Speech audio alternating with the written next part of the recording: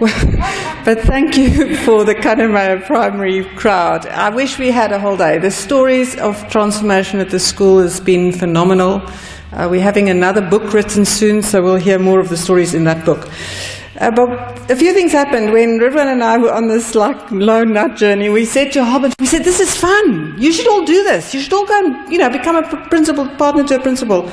And sadly, about a year later, when we kind of checked in with each other, we realized that there was unfortunately not much happening in many of the other schools. So we realized we needed Veronica. Well, we needed people like Veronica. We needed to build some structure around this, and so we started to formalize the process and develop PFP as a leadership development program, because certainly from my perspective, I said to people, I learned more about leadership from working with Rhyn than I could ever learn from going to business school.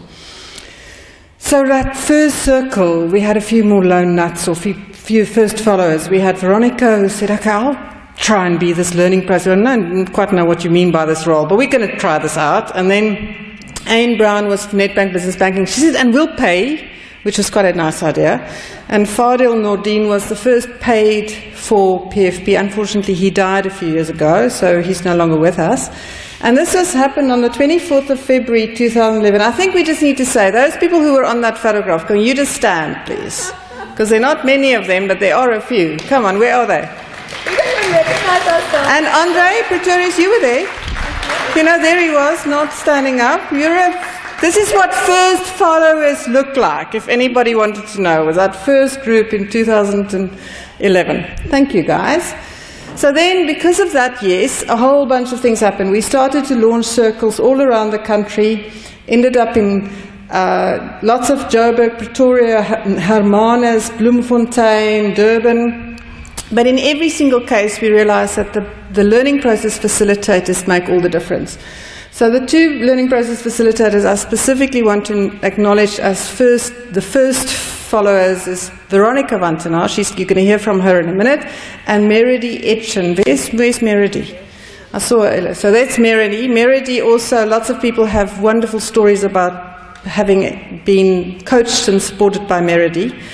Professor O'Connell, we've mentioned you a few times, but I don't know whether you know how much your endorsement meant at a time when we were dreaming up something, and he kind of gave us a very big, loud endorsement at a time when we didn't really deserve that endorsement. He should give it to us now, because I think we deserve it now. But he wrote the most beautiful letter from UWC. He helped us navigate the UWC process to get PFP accredited as a leadership development program, lots and lots and lots. So thank you, Professor. We wouldn't be here today celebrating 600 partnerships if it wasn't for you.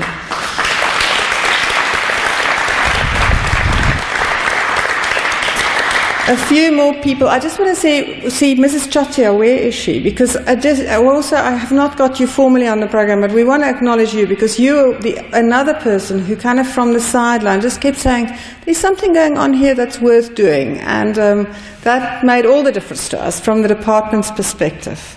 So, and I was wondering, Brian Schroeder sent me a note earlier to say, unfortunately, he's ill and would not be able to do the last word on behalf of the department. Would you, at the end of the program, just say something in response to what you've heard from the department's perspective as a WCD leader? But we'll give you time to kind of think about it, and then we like to get people to say yes, but if they say no, then we accept that too.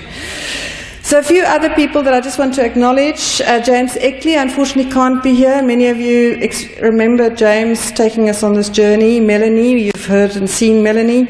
Professor John Volmink, another elder, is chair of Imalusi, played a big role. Melinda, that's very sad that she can't be here tonight, but she was a big part of our journey. Guy Harris, I don't know, Guy said he might be here. Here he is. Thank you, Guy.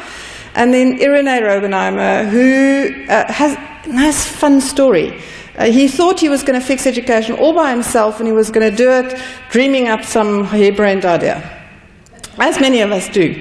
And luckily, he went and spoke with Arthur Preston, and Arthur said, look, Irene, before you take this on by yourself, why don't you talk to these people from Partners Possibility? And so in 2013, Rhyn said yes to being a PFP, but he didn't say, he kind of came boots and all. He became a member of our board.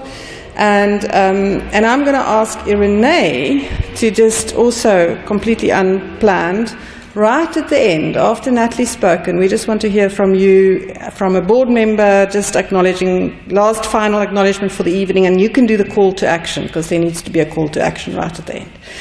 So Sopakama Primary, another wonderful story. We should spend a whole evening just listening to their story.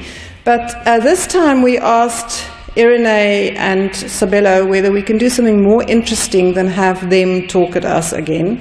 And so we asked Rhyn to bring with him a learner that has benefited from the Sopakama Primary Partnership. Before I hand over to them, I have to just say, where's Shelter? Shelter, you were looking after my thing, and I forgot to take it from you. So Shelter, bring... So I was in the States recently, and I went on behalf of all of us to go and collect... Thank you, Shelter. To collect this award. And it's an acknowledgement as Partners for Possibility as one of the top leadership development programs in the world. Not just leading change in education, but businesses like Nedbank and Old Mutual and Standard Bank are saying this is a more powerful way for our leaders to learn about leadership than going to business schools, because when they come to Kaname Primary, their hearts break open. And they learn about compassion and dignity, and they stop being so arrogant, and they get confronted with their own racism and all sorts of other wonderful things, like many people in the room will say. So that was an amazing honor. It was really, it was very special to be on that stage, and I just want to say thank you to all of you, because it would have been possible without Professor O'Connell and all of you. So now I'm going to get out of the way. And we want to ask, now I do not remember her name, but you can come, and who's going to introduce us? Her English teacher is going to introduce her to us, and I do have it on the name there somewhere, but come and tell us who you are, and then you can